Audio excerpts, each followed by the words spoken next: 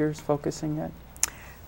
Well, there's a whole separate discipline for focusing with children, and it has to do with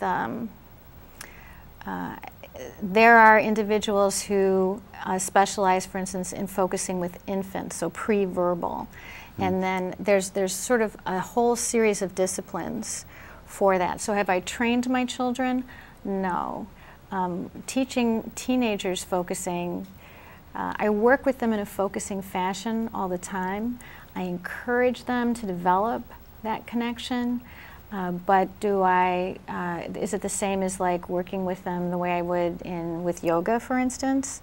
Like this is how you do the pose and lift your back leg a little bit more? No, I don't work with them in that way.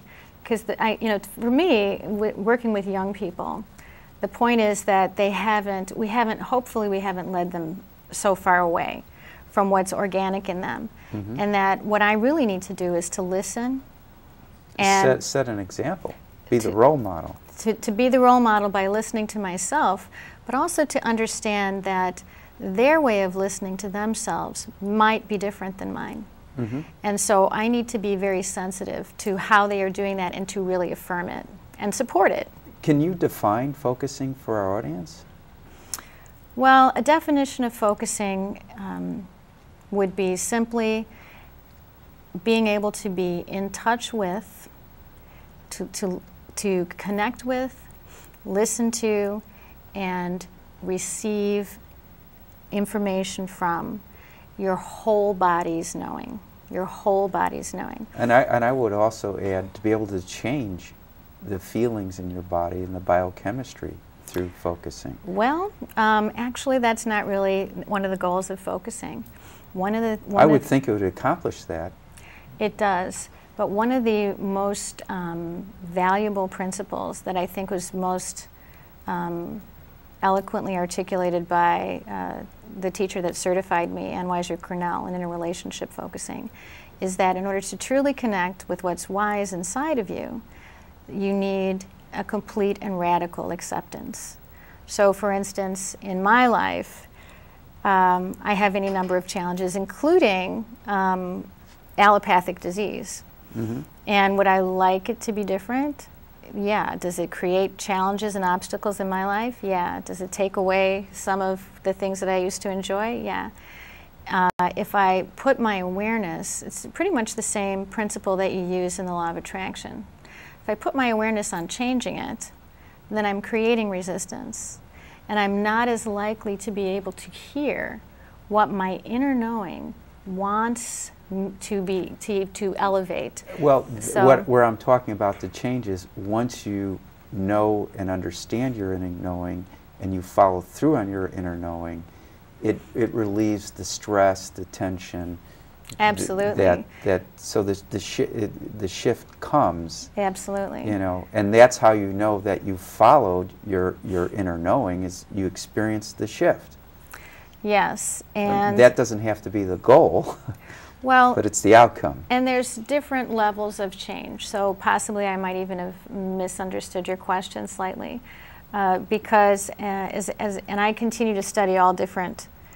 Even though I'm certified with the Focusing Institute, I continue to study all different methods. And there's a method that I'm studying right now that's called macro shifting. So that word that you just used, shift, that's a key word in focusing. And what is a macro shift? So let me back up just a little bit and start with what's a shift. Well, okay. So focusing is about connecting with your inner knowing. Yeah. And as you do that, it's a bodily held knowing. It's not necessarily articulate. But when we open the channel, then some articulate and intelligent cognitive things can come. And that process, that experience in the body is felt as a shift, a felt shift. Okay, so that's one of the earmarks of a focusing session, is that something you will become in touch with something, and that at some point in time as your relationship with it develops in either that session or maybe a series of sessions, you may experience a shift. And I think Gene used the term a felt sense. Felt sense. Yeah. So that's the term for what we're feeling in the body. Yeah. It's something, and it's a challenge in the focusing world to talk about the body, because when people talk about body work, they're thinking about massage, they're thinking about Reiki, they're thinking about all kinds of hands-on things. And focusing, in my view, is very much body work, but we don't touch each other. What we do is we learn how to navigate internally. So for instance, if I'm working with you as a client, I'm never going to touch you, and you're doing the internal touching, you're doing the internal work, and I'm sitting here as a guide helping you with the container, so that if you're having difficulty getting in touch with something that has to do with, well, why can't I just do this one thing? I really want to do this. I want to write this book. And I know I have the chapter outline, I have the first chapter written, I have the second chapter written, and that's as far as I can go. Why can't I write this book? Mm-hmm. So something is stuck. Something's stuck inside.